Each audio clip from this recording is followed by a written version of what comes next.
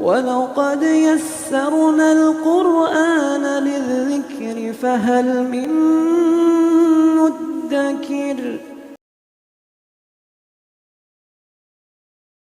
السلام علیکم ورحمۃ اللہ وبرکاتہ۔ الحمدللہ کفا وسلام علی عبادہ الذین اصطفیٰ، اما بعد۔ محترم ناظرین کرام، آسان درس قرآن کے اندر آج 8ویں پارے کا 5واں رکوع ہے، جس کے اندر 6 آیتیں ہیں، آیت نمبر 145 سے آیت نمبر 150 تک۔ سورہ نام سورہ نمبر 6 میں اعوذ باللہ من الشیطان الرجیم، بسم اللہ الرحمن الرحیم۔ قل لا اجد فیما اوحی الی محرما علی طاعم یطعمہ الا ان یکون میتۃ او دما مسفوحا او لحم خنزیر فإنہ رجس او فسقا اہل لغیر اللہ بہ فمن اضطر غیر باغ ولا عاد فإن ربک غفور رحیم۔ اے نبی صلی اللہ علیہ وسلم کہہ دیجئے، میری طرف جو احکام وحی کیے گئے ہیں، میں ان میں سے کوئی ایسی چیز جسے کھانے والا کھائے حرام نہیں پاتا، مگر یہ کہ وہ مردار ہو یا بہایا ہوا خون ہو یا سور کا گوشت ہو، خنزیر کا گوشت ہو، کیونکہ وہ گندگی ہے، یا فسق ہو کہ ذبح کے وقت اس پر غیر اللہ کا نام پکارا گیا ہو۔ پھر جو مجبور ہو جائے، بشرطی کہ وہ سرکش نہ ہو، نہ حد سے گزرنے والا ہو، تو بے شک آپ کا رب بڑا بخشنے والا نہایت مہربان ہے۔ وعلی الذین ھادوا حرمنا کل ذی ظفر ومن البقر والغنم حرمنا علیہم شحومہما الا ما حملت ظہورہما او الحوایا او ما اختلط بعظم ذلک جزیناہم ببغیہم وانا لصادقون۔ اور جو لوگ یہودی ہوئے ان پر ہم نے ہر ناخن والا جانور حرام کیا تھا، اور گائے اور بکری میں سے ان کی چربیاں حرام کی تھی، سوائے اس چربی کے جو ان کی پیٹھوں یا آنتوں سے لگی ہو یا ہڈی کے ساتھ ملی ہو، وہ حرام نہیں تھی۔ یہ سزا ہم نے انہیں ان کے شرکشی کی وجہ سے دی تھی، اور بے شک ہم سچے ہیں۔ فَإِن كَذَّبُوكَ فَقُلْ رَبُّكُمْ ذُو رَحْمَةٍ وَاسِعَةٍ وَلَا يُرَدُّ بَأْسُهُ عَنِ الْقَوْمِ الْمُجْرِمِينَ۔ پھر اگر وہ آپ کو جھٹلائیں تو کہہ دیجئے تمہارا رب وسیع رحمت والا ہے، اور مجرم لوگوں سے اس کا عذاب پھیرا نہیں جا سکتا۔ سَيَقُولُ الَّذِينَ أَشْرَكُوا لَوْ شَاءَ اللَّهُ مَا أَشْرَكْنَا وَلَا آبَاؤُنَا وَلَا حَرَّمْنَا مِنْ شَيْءٍ كَذَلِكَ كَذَّبَ الَّذِينَ مِنْ قَبْلِهِمْ حَتَّى ذَاقُوا بَأْسَنَا قُلْ هَلْ عِندَكُم مِّنْ عِلْمٍ فَتُخْرِجُوهُ لَنَا إِن تَتَّبِعُونَ إِلَّا الظَّنَّ وَإِنْ أَنْتُمْ إِلَّا تَخْرُصُونَ۔ ان قریب یہ مشرک لوگ کہیں گے، اگر اللہ چاہتا تو نہ ہم شرک کرتے اور نہ ہمارے آباء و اجداد، اور نہ ہم کسی چیز کو حرام ہی ٹھہراتے۔ اسی طرح کی باتیں گڑھ کے انہوں نے بھی جھٹلایا تھا جو ان سے پہلے تھے، یہاں تک کہ انہوں نے ہمارے عذاب کا مزہ چکھ لیا۔ کہہ دیجئے کیا تمہارے پاس کوئی علم ہے تو اسے ہمارے سامنے پیش کرو، لیکن تم تو صرف گمان یعنی خیال کی پیروی کرتے ہو اور بس اٹکل کے تیر چلاتے ہو۔ قل فللہ الحجۃ البالغہ فلو شاء لہداکم اجمعین۔ کہہ دیجئے پھر مضبوط یعنی غالب دلیل اللہ ہی کی ہے، لہٰذا اگر وہ چاہتا تو تم سب کو ہدایت دے دیتا۔ قل هلم شهداءكم الذين يشهدون ان الله حرم هذا فان شهدوا فلا تشهد معهم ولا تتبع هواء الذين كذبوا بآياتنا والذين لا يؤمنون بالآخرة وهم بربهم يعدلون۔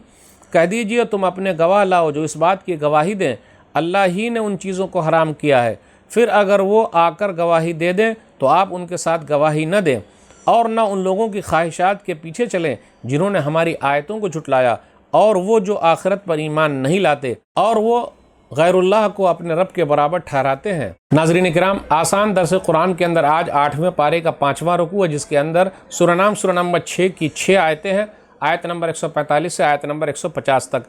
آیت نمبر 145 میں دیکھیے چند حرام چیزوں کا تذکرہ ہے، جیسے مردار حرام ہے، لیکن مچھلی اور ٹڈی وہ مردہ بھی رہے تو حلال ہے۔ پھر اسی طرح بہتا ہوا خون جو ہے وہ حرام ہے، لیکن اگر کلیجی اور تلی ہے تو وہ خون جو ہے وہ حلال ہے۔ سور کا گوشت حرام ہے، فإنہ رجس، کیونکہ یہ گندگی ہے۔ جہاں جہاں لوگ سور کھا رہے ہیں، سور ہی کی طرح زندگی گزار رہے ہیں، نعوذ باللہ۔ پھر اسی طرح کہا گیا جو غیر اللہ کے نام پر ذبح کیا جائے یا شرک کی جگہ پہ ذبح کیا جائے، کسی اور کے نام پر آستھانے پر ذبح کیا جائے، بتوں کے نام پر ذبح کیا جائے، تو یہ سب چیزیں بھی جو ہے وہ حرام ہیں۔ تو اس آیت کے اندر چند حرام چیزوں کا تذکرہ ہے، اور بھی دوسری آیتوں میں حرام چیزوں کا تذکرہ بیان کیا گیا ہے، حلال چیزوں کا بھی تذکرہ بیان کیا گیا ہے۔ اب یہودیوں کے بارے میں ہے کہ اللہ تعالیٰ نے کچھ چیزیں ان پر جو حلال تھی پھر بھی حرام کر دیا۔ آیت نمبر 146 بغور کیجئے، حرمنا کل ذی ظفر، تمام ناخن والے جانور حرام کر دیے گئے، چاہے وہ چوپائے ہو، پرندے ہو، جیسے اونٹ ہے، شتر مرغ ہے، بطخ ہے وغیرہ۔ پنجے جس کے کھلے ہوئے ہیں وہ جانور حلال ہے، اس کو وہ لوگ کھا سکتے ہیں۔ اسی طرح اللہ تعالیٰ نے گائے اور بکری کی چربیاں بھی ان پر حرام قرار دی تھی، مگر جو چربی گائے یا بکری کی پیٹھ پر ہو، یا دمبے کی چکتی پر ہو، یا آنتریوں میں ہو، یا اوجھری ہڈیوں کے ساتھ ملی ہوئی ہو، تو ایسی چربی اتنی مقدار والی حلال ہے۔ بقیہ چربی کا استعمال ان لوگوں کے لیے حرام تھا۔ تو اس سے یہ پتہ چلا کہ حلال چیز بھی ان لوگوں پر حرام کر دی گئی تھی ان کے سرکشی کی وجہ سے. تو ان لوگوں نے سرکشی کی تو ایسا ان لوگوں کے ساتھ ہوا. پھر آگے آیت نمبر 147 سے 150 تک میں غور کیجئے. مشرکین کہتے تھے کہ جو جانور ہم پر حرام ہے ہم اسی کو حرام مانتے ہیں، اور وہ اپنی طرف سے حرام کر لیے تھے، جیسے بحیرہ، سائبہ ہے، وسیلہ ہے، حام ہے. تو جبکہ اللہ نے ان کو حرام نہیں قرار دیا تھا، جبکہ یہ جانور سب حلال تھے، لیکن ان لوگوں نے کیا کیا؟ اپنے اوپر حرام کر لیا. تو کہا جا رہا ہے دلیل لے کے آؤ. قل ہلم شہداکم الذین یشہدون ان اللہ حرم ھذا، ایسی دلیل لے کر آؤ، گواہوں کو لے کر آؤ جو یہ گواہی دیں کہ اللہ نے حرام قرار دیا ہے. تو لوگ اپنی طرف سے کوئی چیز کو گڑھ لیتے تھے. جیسے آج بھی کچھ لوگ ایسے ہیں، اللہ نے جس چیز کو حلال قرار دیا ہے وہ لوگ اس کو حرام کر رہے ہیں. بھئی دلیل کیا ہے؟ کیا اللہ نے حرام قرار دیا ہے؟ تو اللہ تعالیٰ نے حلال چیز کی لسٹ بنا دی ہے، حرام چیز کی لسٹ بنا دی ہے، بتا دی ہے. نبی صلی اللہ علیہ وسلم نے بتا دیجئے آرام ہے لوگوں کے لیے. لوگ حلال چیز کا استعمال کریں گے، صحت کے لیے بھی اچھا ہے، دماغ کے لیے بھی اچھا ہے. حرام چیز کا استعمال کریں گے، صحت کے لیے بھی نقصان ہے، دماغ کے لیے بھی نقصان ہے. جہاں جو لوگ کتے کھا رہے ہیں، بلی کھا رہے ہیں، گیدڑ کھا رہے ہیں، چمگادر کھا رہے ہیں، چیل کھا رہے ہیں، کوا کھا رہے ہیں، تو کیا ہو رہا ہے؟ اس کا اثر ان لوگوں پر ہوگا. تو غذا کا اثر ہوتا ہے، سوچ پر بھی ہوتا ہے، دماغ پر بھی ہوتا ہے، اور بیماری بھی پھیلتی ہے. اس لیے میرے بھائیوں، جو چیز حلال ہے اس کا استعمال کرنا، جو حرام ہے اس سے بچ کے رہنا ہے. تو آج کے درس میں بس اتنا ہی. اللہ سے دعا ہے کہ اللہ تعالی ہم لوگوں کو قرآن کریم کو پڑھنے، سمجھنے، عمل کرنے، لوگوں تک پہنچانے کی توفیق دے. آمین. والسلام علیکم ورحمۃ اللہ وبرکاتہ. اور مزید ویڈیوز کو دیکھنے کے لیے آپ ہمارے YouTube چینل کو سبسکرائب کریں. فجزاکم اللہ خیرا.